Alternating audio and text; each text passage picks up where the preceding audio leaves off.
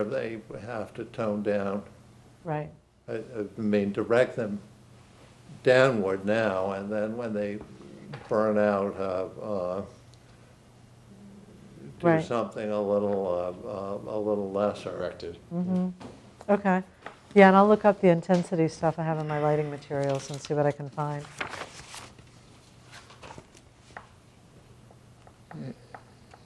And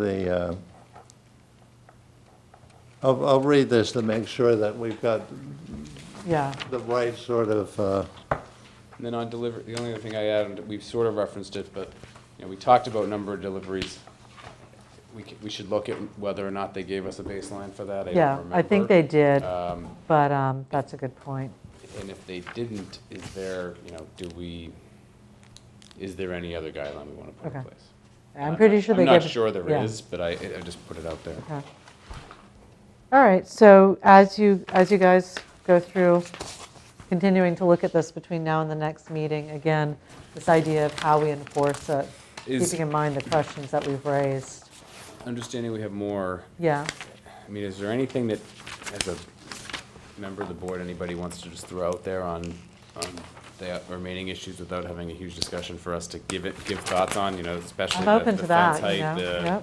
Does anybody have any thoughts right now that they want to put out there? Because, again, I'd love to have, if there's something you want one of us to go look at or think about, it would be great to have that opportunity.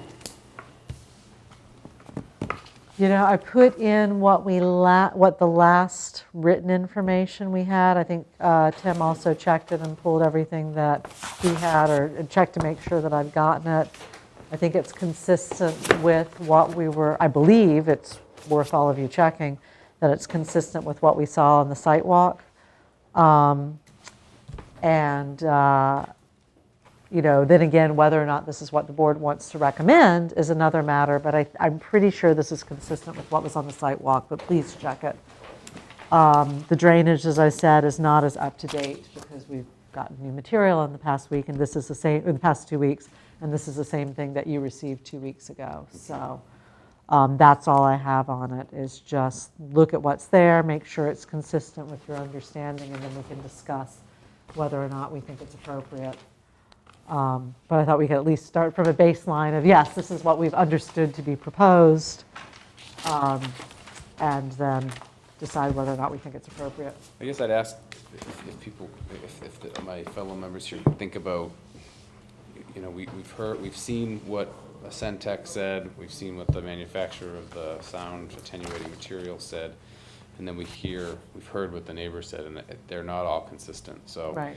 it would be great if we especially can focus on what the experts are recommending, and then take to mind what Yeah.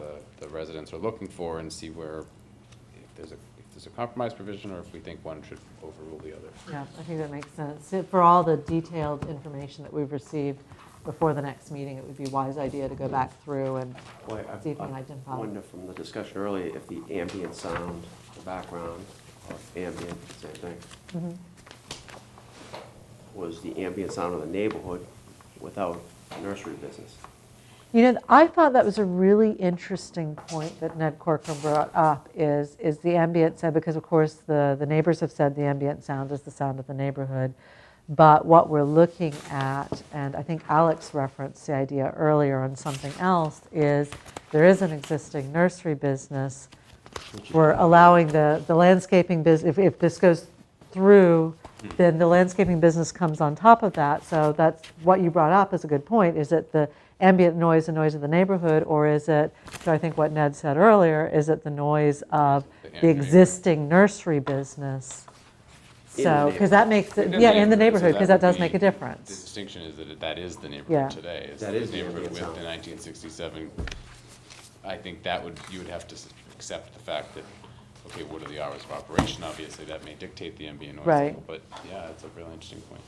It is an interesting point, and to an earlier conversation, I think that we'd had some months ago, is what we were trying to determine at one point in the mitigation of the impacts is we're trying to mitigate the additional impact of the landscaping. If by doing that, we are also mitigating some of the existing nursery, that's fantastic, I mean, if you're mitigating the noise of the bobcat, it doesn't matter whether it's a nursery noise or a landscaping noise, you're mitigating that bobcat.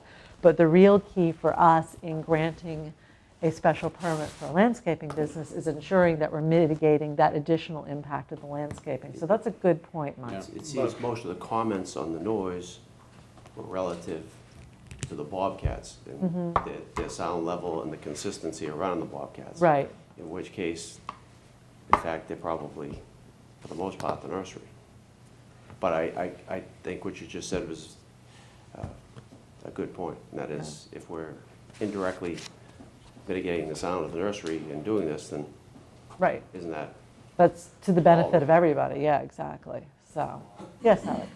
I have to say that if we don't come up with a overall reduction of noise, not, we don't add any noise, but we achieve an overall reduction of noise, I don't think that, I think we've had enough public testimony indicating that there's a problem, an existing problem with noise without the landscaping business, to say that, okay, that's your baseline. I think that what we're going to do is, in my view, going to reduce the amount of noise significantly below what it is Existing now. levels. That would certainly be a goal. I mean, absolutely. That, if we can reach that, that'd be fantastic, because that only benefits everybody. I think that is our goal. So that, all we have to do is figure out how we create those conditions and what those mitigation requirements would be, and then see what that looks like. So are we comfortable stopping at this point and continuing our discussion on October 8th? Tim and I will go back and try and incorporate what we've discussed and identify where there's still outstanding questions that we have to determine. And obviously we need to look at the drainage, figure out how we put that in. If you think of anything between now and our next meeting, please forward it directly to Tim so he can put it in. And if there's any materials that you recollect from the various hearings that we've had that you don't have on you and you need, just let me know. Yeah, I'll look at exactly. everything. Emily, could you just identify for us when we get through this, Yeah, what the process is after what that. happens? Who's writing the permit and what the expected next steps are? So we can talk about who's writing the permit. It could be that, I mean, obviously the draft permit. I think the goal is to come up with a set of conditions that we would feel that we would want to impose upon the applicant if we granted the special permit. If we're all in agreement on those conditions, then that's great. We could move forward to discussing the other items that would be in the application. If we're not in agreement, that indicates a problem, and we have to figure out what that would be. I will also, in the intervening period between now and our next meeting, I will look at the rest of what a special permit should contain, because there's more than just the conditions. There's our findings and some other aspects. So I'll come up with that list and present it to you at our next meeting so we're aware of the next steps and what those items would be. And then we'll go forward from there. I think Tim and I could probably, if we get to the point where we're looking at drafting a special permit, I think Tim and I can do that.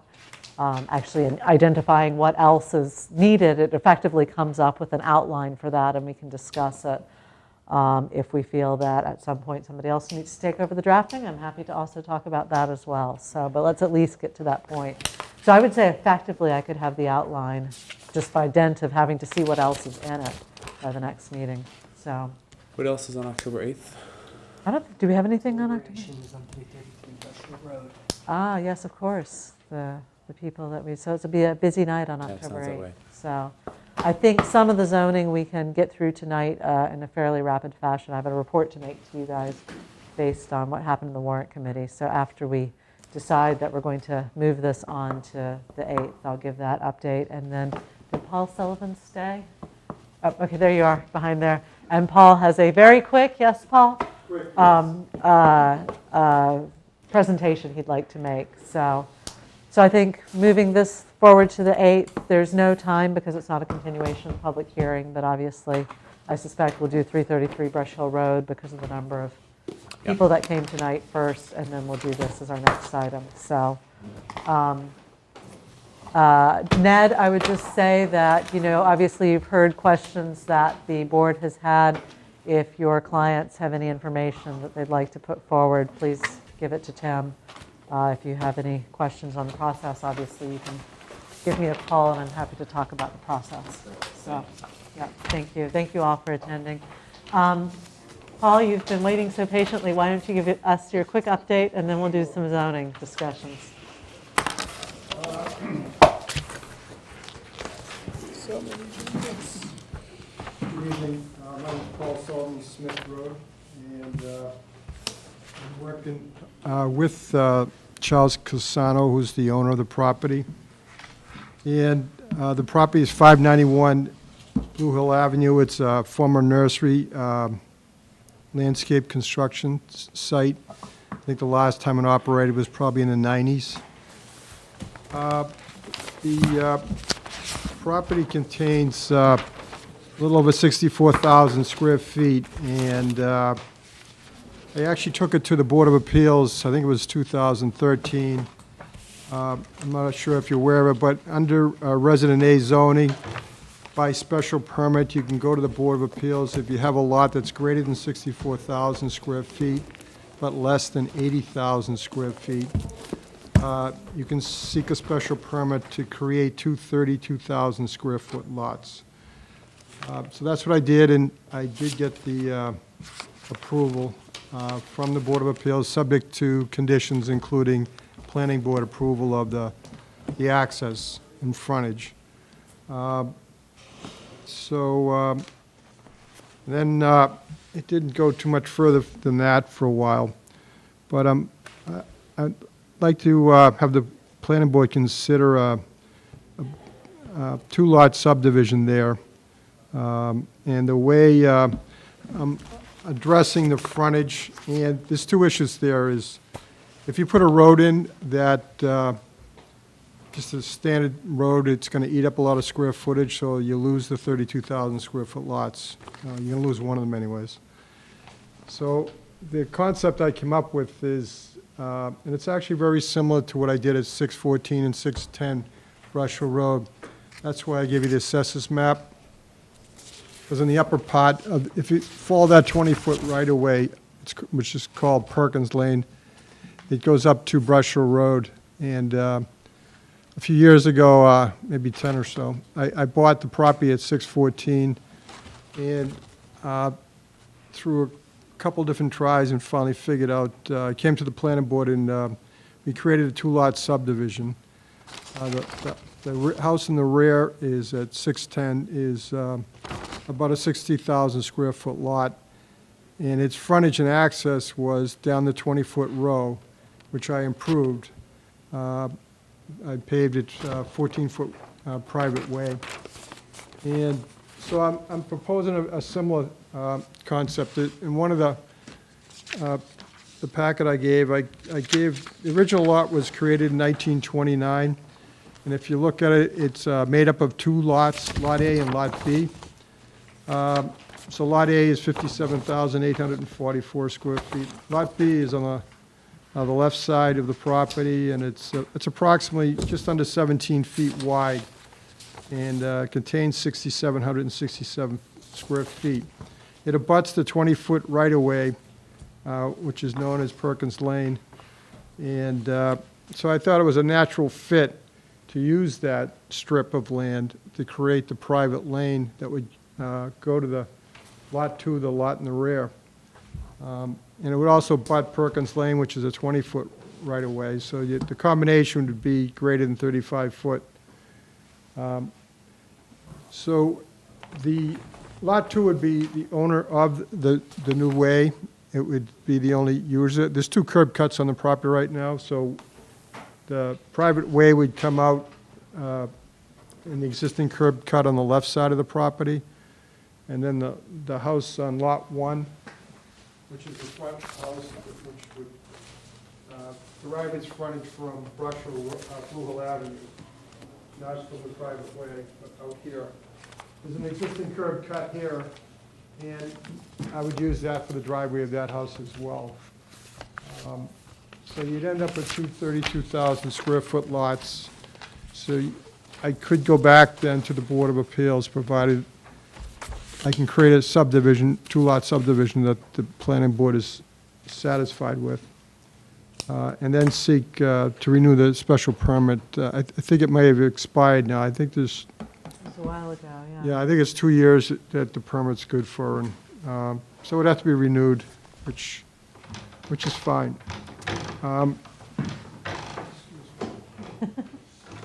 Get blocked.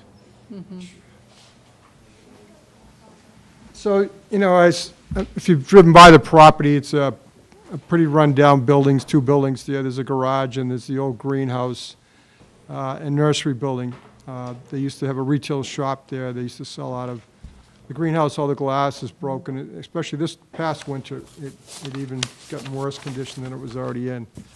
I previously tried to seek approval for a 3 lots up there, and I met a lot of the neighbors, and I haven't gone back to them yet to discuss it again, but, you know, my feeling was that, you know, a 2-lot would be satisfactory to the group there. Even the 3-lot, they didn't have much of a problem with. It was where the roadway was located. Originally, it was located on the right side, so now I'm proposing the left side, and between where the private way is and Perkins Lane, there's a pretty wooded strip there all the way down that would remain, which is mostly on the abutter's property. So it'd be a pretty good, a real good buffer there down the lane. And there's sewer and water in the street out front, and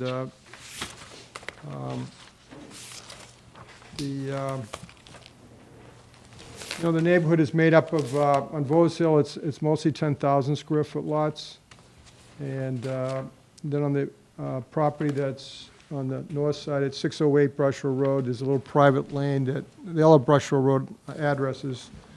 And you can see on the assessor's plan, you know, there's 4 lots, I think, on that, and they're all relatively small. The property is 600 Brushville is, the Haggerty's property is the largest property. It's 2.2 acres. And then it's the Adams property where I built the house at 610. They have approximately 60,000 square feet. And then the abutters on that side. Right. Any questions? Yeah. A few questions, actually 3 questions, or 3 comments. On lot 1, hopefully there'd be an effort to orient that house towards Blue Hill Avenue from a visual standpoint. I'd also, That is, I'm sorry. I think it's clear. This is the front of the house. Yep. so this is, you know. Right. My next comment I made the first comment because of my second comment. I'd love to see that curb cut go away. So if there's a way to feed the driveway for lot For a 1 single off the curb private cut. way, I'd love to see the curb cut eliminated. Sure. And then I'd also, to the extent that there's gonna be families in those houses, it would be great if we could continue the sidewalk that runs down Bose Hill Road just over to your private way to provide pedestrian access there. Sure. Yeah. Carol, yes. What is the width of the private way, and does it provide adequate access for a fire department to that lot? It would be similar to what was built on the upper part of Perkins Lane, or the 20-foot right-of-way that's on the left side. That, the road up there was 14 feet wide with gravelled. I think we had 2 feet of gravel on each side, or 1.5 feet. So, and that was discussed with the fire department at the time. They determined they wanted a combination of the gravel edge and the paved area to be total, I think it was 18 feet. No. So have you spoken to the fire department yet about the width of this private way? I haven't yet, no. But, you know, right now it services 1 home, and they also have access down Perkins Lane right now. They can drive through from Brush Hill Road all the way down to Blue Hill Avenue. On Perkins Lane? Yeah, on the 20-foot right-of-way. Bill? Paul, under the, you have an agreement to provide easement that went with the Haggertys, Yes. and it says that, so that But so much of the existing easement that abuts or is located on or over the Hagerty property and continuing over the Hagerty parcel to Blue Hill Ave shall be abandoned and not used for right-of-way for either of the lots shown on the Board of Appeals plan. So that's Hagerty and, so that abandons that right-of-way. How do you continue a road that has been abandoned? Well, I'm not going on that Perkins land at all. All the construction would be on the strip of land that's called Lot B in the 1929 plan. But you're trying to extend that driveway and call it Perkins Lane. No, No. I think he's doing it parallel to Well, Perkins but- Lane. Yeah, Bill, I'm That's where sorry. he's getting his frontage, right? The zoning requires 150 feet of frontage, and I just don't see where your second lot gets its frontage? frontage from. It's shot about 10 or 15 feet. No, it's supposed, I mean, the plan says it's supposed to be a 50-foot layout, and this private way that you've got, I mean, if you look at this nice color plan, you can see that Perkins Lane is, doesn't actually touch, or the paved area doesn't touch your lot. Yeah, well, And, I mean, do you have a right to use Perkins Lane? they both said I could claim frontage on it. The Adams own the upper part. So from this property line right here, the Adams own all the way up to Brush Hill Road. They own their paved private roadway, belongs to their, it's part of their square footage. It's where their frontage was created. All right, so it's part of their lot, and do you have a right to use it? No, I'm not seeking to use it. I'm not going on. I their understand, but you're saying it's your frontage. No, I'm saying the frontage is being created just like it was created in the upper part on Perkins Lane. He's saying he's not using this. He's I created a new understand one. that, but this is the lot that needs the 150 feet of frontage, Oh, not you're this saying- Okay, you're lot. saying that's his frontage there, yeah. It has to be on Perkins Lane if you're gonna have 150 feet of frontage. Well, this isn't a driveway. I'm creating a private way is what I'm doing. It's almost exactly. It has to be, it's private or public, it has to be frontage on the street. And it could be a private street, but the private street is constructed the same way as you construct a public street. It just isn't owned by the town. And you don't have frontage on the private way. And But you you're don't have constructing for frontage that on second Perkins lot. Road, and your private way is only 10 feet wide? No, it's 17. It's 16 point something. It's almost 17. 17 feet wide. I mean, I don't think we've ever authorized a street of only 17 feet. The Perkins Lane was a Right. frontage. Either. That would be- 18's been that our would be- limit. No, that's 18 paved. 18 paved, yes. Did we go down I to mean, 12 on a somebody? layout Saying this guy of owns this whole- 17 feet that's would his be piece of a property. quite impressive. But not No, So- it abuts the 20-foot right-of-way, which was, But how did the lot get created, how did the frontage get created on the upper lot? Bill says it's been Yeah. abandoned. Perkins is, but it doesn't meet the. No, it's, I don't believe it's abandoned. There's 260 And that's some- feet right All right, All so, right. The Wait, agreement- Can I hang explain on. the agreement that I made with, All right. Paul, it was going to be a quick presentation. yes. And I'm sensing that there's a lot of unanswered questions, so, I'd just like if Alex could explain to me what the frontage is for 610 Brush Hill Road. For 610, How is that different than what I'm proposing here? Side boundary line, lot. pre-1938. Pre-1938, or pre the requirement in 58 for frontage on the street. you'd have to check It's it. probably Because pre-1958. the road existed prior to that? I don't know. The building, you would have to check the age of No, the I building. I know it did exist prior to zoning, that row. So since that row existed prior, is that why you're saying it can be used as frontage? No, look, if you have rights to use that street, we're going to want to know that, or that lane. And then we can, if you have rights to it, to use it, Perkins Lane, then we can talk. If you That's don't his have frontage. rights to use it, deeded rights to use it, you can't use it But as it's not the frontage. road, you know what I mean, yeah. Or you can't even arguably use it as frontage. One final question. If Hagerty agrees that I can butt this 17-foot strip to Perkins, and he agrees that we can claim frontage on Perkins, but the access is going to be the private way that's joining it, is that something that,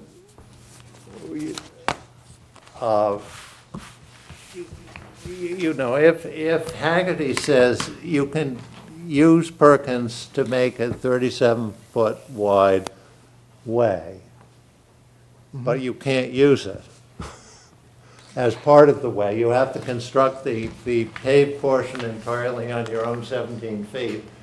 I'm not sure that that's a precedent we want to pursue. But you can ask him. Yeah, I just think it's different if it's connected to that 20-foot right-of-way. Is that stone wall that's shown on this plan still exist? Between the 20-foot right-of-way and, yes.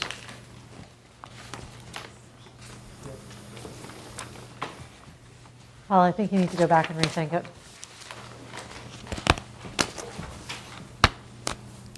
So, That is a little bit of a problem, isn't it? For me it is, yeah. yeah, so. So thank Stone you. wall here and then a separate drive. Thank you for coming in. But I'm not in the budget. All right, so zoning. Actually, we have 2 items left. One is, if you remember at the beginning, one of the gentlemen who spoke wanted to know if we would write a letter to the applicant for the site plan approval at 333 Brush Hill Road and let him know he wasn't allowed to do what he was what he was trying to do. Guys, I know you're still on this, but we need to move.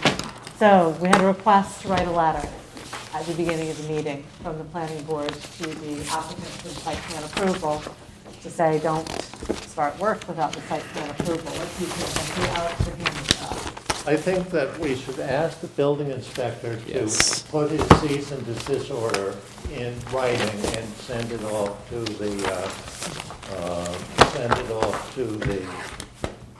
Yes.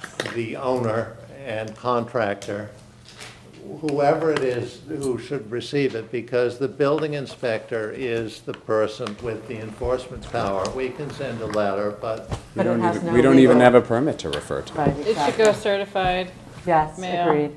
and Certified I mail. do, can the abutters or neighbors in question be copied on it? I think Particularly it- the 2 or 3 that are directly affected by it? I think the 2 or 3 that are directly affected by it should be copied on it. I think that makes sense. or it might be, it may be a blind copy, but they can certainly receive a copy of the Yes, cease receive a and copy, desist yes, yes, order. yes.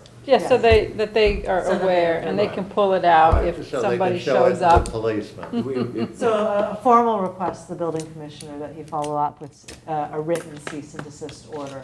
And I'd CC the abutters shown on the letter, because that way the guy that gets the letter knows, Does, people you're crossing the land, they also have a copy of this.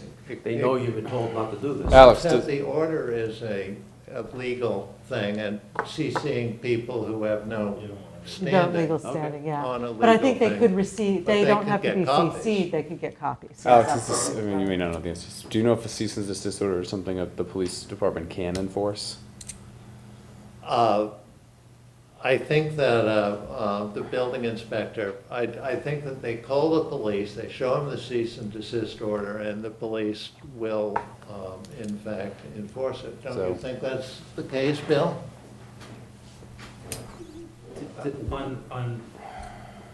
On most regional developers, because they don't get another building permit, so yes. Right. He's already said, I'm not doing anything until at least the 9th of October, so. Well, I just, I think it would have been nicer if he'd waited for the site plan approval before starting think it's- work, I think but it's- you know, a little bit. we more we appropriate. should do something, but we don't have any enforcement power, so I think we need to. So I think the request that formal building request to the building department commissioner, and did the woman who spoke first, Bill, did she give you her telephone number before she left? So, you know, then I would just let her know that we're going to make a formal request, and just state that it's because the building inspector has his enforcement power, not us, so that's the best that we can do. All right, zoning, quick update, because I know we're getting late. 2 things. One, obviously, I've asked you for your top 3 priorities for going forward to January. Keep that in mind. I met with the warrant committee. The amplified music bylaw is being sent back to us. They found that it had some problems that were not addressable under the scope of the article, and so they're going to recommend that it be sent back to the planning board.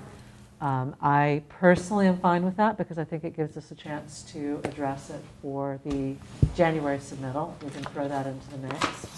On the non-conforming dimensions, I was there, Bill was also there for both of these.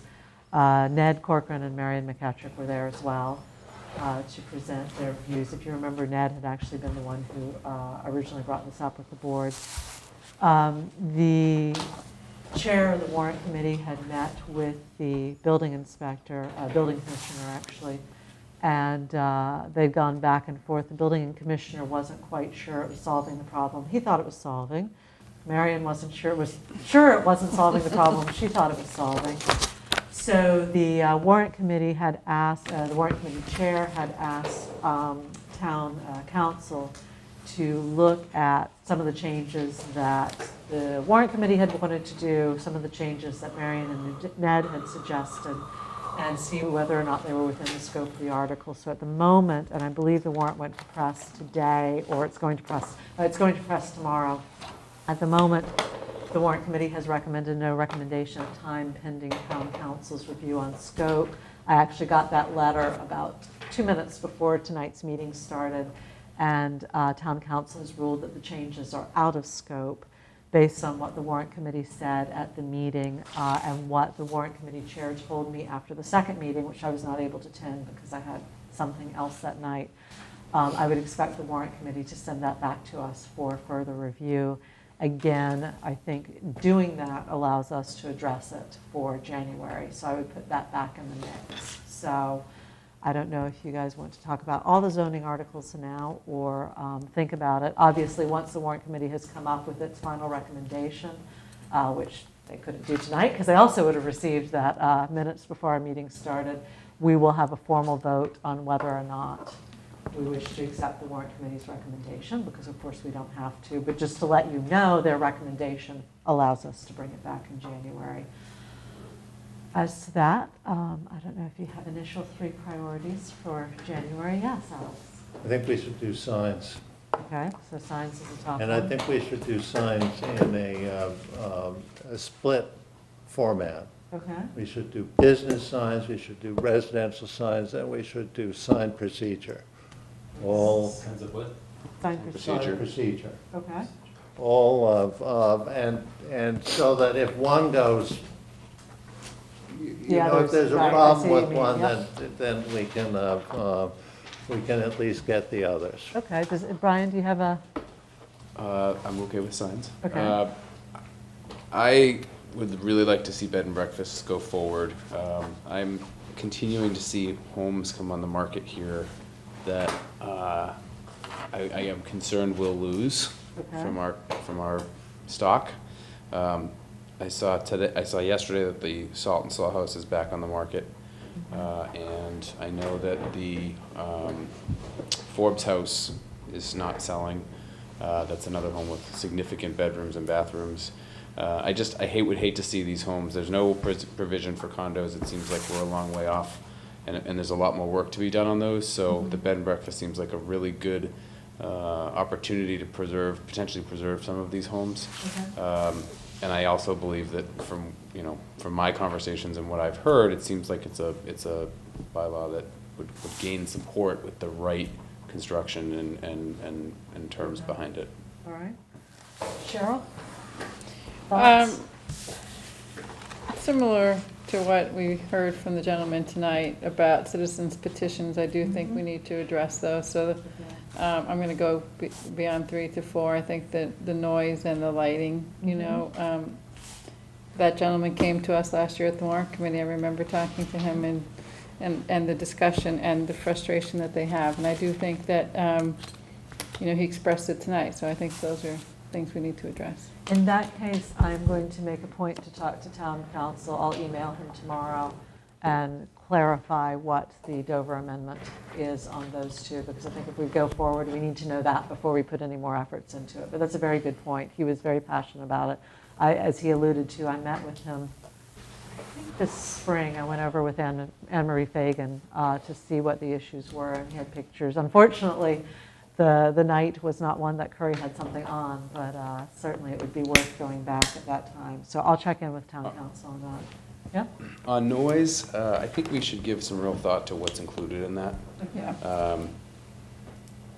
Some of the feedback I've heard on the noise article in particular is that it didn't cover enough. Yep. And that if we're gonna spend the time working on a noise ordinance, we should be looking at things like leaf blowers and construction hours and those type of things. So, food for thought. Yeah. I'm not sure where I come out on that, but I think it's something we need to think about is what we actually want to talk about with noise. Do we want to focus on Curry, or is this something that we want to start looking at on a town-wide basis? I think and that also- could be a yeah. slippery slope, obviously. I think also to that point, we should consider, and to Alex's point earlier this year when he was looking at the amplified music, do noise and lighting go in as zoning bylaws, or do they go in as general bylaws? And if they're general bylaws, does this Dover amendment have the same effect or not? So that's something else I would explore with town council. That's an interesting point. Yeah. I have them occasionally. Well, one I thing- like that. That's really good. Yeah. One thing I'll mention is that, for example, Boston's Article 80 approval process, which is their zoning process, includes requirements for noise in that process. So it's not unprecedented, to have Right. noise be a part of the zoning approval. Although Boston has, the BRA has significant powers that a plain old planning board does not, so that's worth looking at But, too. the noise that I've mostly come across is equipment-related Yeah. noise. As we did with Which is Thayer, unrelated, absolutely, which is, yeah. not something Yeah. atypical, So- so I'd say that, where we talked about the restaurant in East Milton Square and noise, everything in Milton is close to residential neighbors. That's just the nature of the town. Right. So I do think, we need to think about noise beyond the instance of the Curry College that we've been made aware of, but as we hope we have continue, businesses that do well, are there opportunities for those businesses, to continue to grow? We want to make sure that the impact on the neighbors, gets reviewed. Yeah, and we've certainly had noise come up as issues in other special permits. Mike, what are you thinking on zoning? Do you have a preference? No, I think the ones that have been brought up are what we need to look at because of the point that Cheryl made, and that is, citizens out there are asking us to do something relative to a topic, and they should be the priorities. Let's focus our attention on it. And noise can be big. Noise is big. I mean, I looked at noise in general and determined that I would address amplified music. And I'll be interested to see what their problem is, but I can guess. In any event, noise is big, signs are big, light is probably, light if we include illumination of signs is big. Yes. And then B&Bs the are other, relatively small in then comparison. the other two, I mean, that's a plateful. Wait, what Bed do we have and with the other breakfast. two? I have signs, B&B, noise, lighting. Oh, and the B&B, yeah. Yeah. Yeah, signs, I B&B. feel, and we could talk about it. I think we could potentially be close on B&B. I think we should have another conversation about it. Maybe Yeah. we decide it is too much to bite off, but it's just, for me, it's a real function of If we can what happens define these how to buildings. do it without, just saying anyone who wants to become an innkeeper can do so. Yeah, I agree. I mean, if More we can, definition if we fine, can, I know the Bartols, for instance, who have a big old place, at one point were thinking B&B, and, there's a place for it. I agree. But it's not everywhere. No, I think some sort of definition. So what I want to say is we have time between now and January to look at these. I think we should start with these 4, and then it may be, again, one of them drops out. But at least we can start with these 4 and look at them. Let me consider a little bit the process, ask you guys to consider the process as well. I think we will want at least one public hearing, or not public hearing, one public meeting. Cheryl made the mention or the suggestion at the last meeting that maybe the public meeting gets devoted to one item at a time, which I think is a good one, because clearly 7 at a single public meeting is a really bad idea. Great for introducing them all, not so good for discussing. getting down to the agreed. discussion. Yeah, so, so let's all have a thought about how we'll do the process. Tim, you had a hand up and a suggestion? You said 4, bed and breakfast, noise, lighting, signs. Is non-conforming dimensions so tantalizingly close? It's 5.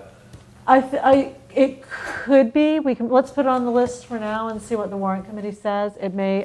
Marion gave a lot of information to me, which I will make sure gets forwarded on to you because I'm not sure all of it has. The warrant committee had some suggested language that they'd worked out partially at the first meeting and partially at the second meeting. So we can look at that and see if it's worthwhile using. So let's add that because to Brian's point about B&B, we may be close enough that adding those two, and we may be close enough on non-conforming that it wouldn't be too much heavy lifting between now and January. So that's a good point. We should at least look at it and see where it is and then go from there. All right, so I think we've hit everything on the agenda. Any other? Was there the implementation committee? Oh, master plan implementation, thank you, yes. Yeah. I thought there was something, but I couldn't quite put my finger on it. So obviously we need to appoint some other members. So we've got Cheryl, we've got Katie from the Board of Selectmen. There are 3 other members that need to be appointed. So I was talking with the Selectmen's office and they are doing a big outreach. Actually, we can announce it here at 10 o'clock at night. They're doing a big outreach to fill a bunch of positions on a bunch of committees that are open in town. So they've got a program where they're doing that. They've got a form that people can fill out. They're going to celebrate Milton on October 5th to hand out the form and try and sign people up for all the different volunteer positions. So I said, put the Master Plan Implementation Committee on that because that allows us to reach a wider range of people and let's see who comes back, who's interested, and then we can look at that there. Especially the master plan implementation, try to reach some of these community groups. Yes, actually that's a good idea. The next time we send out a blast, which may be before, because we're meeting after. Why don't we see what comes back from Celebrate Milton, because we're meeting after that. And then I like that idea, put a blast out to, an email blast out to the neighborhood groups and the other groups that we've They identified. have people that seem to represent a Yeah. little bit of a contingency, so. Yeah. And we only have 3 people to appoint this year, but that doesn't mean we can't keep them. Plus, anybody who says that they're interested, we can add to our list for keeping forward too. But it'd be nice to get that out. So, okay, great idea. Anything else? I can get my hands on that form also. It's like a Perfect. general, like town-wide, do you want to volunteer for a committee form? And then- Send it out and you can all tell all your friends. Yeah, that'd be great. Was there a particular skill set that we were looking for? I was trying to remember from the article that was approved. I think we wanted people who had some backgrounds, but there is a role for people who are general citizens that are interested. Obviously, a planning background never hurts, says the person with a planning background. But I don't think we should rule somebody else. I think there were some, I don't remember what they were off the top of my head, but that doesn't necessarily mean we should rule somebody out who doesn't have it. So, but let's see who comes back who's interested. Anything else for tonight? Move we adjourn. Second. All in what? Minutes. Do them at the next meeting. Sorry. Yeah. I believe Alex had some comments. All in favor? Aye. Aye. All right, thank you all very much.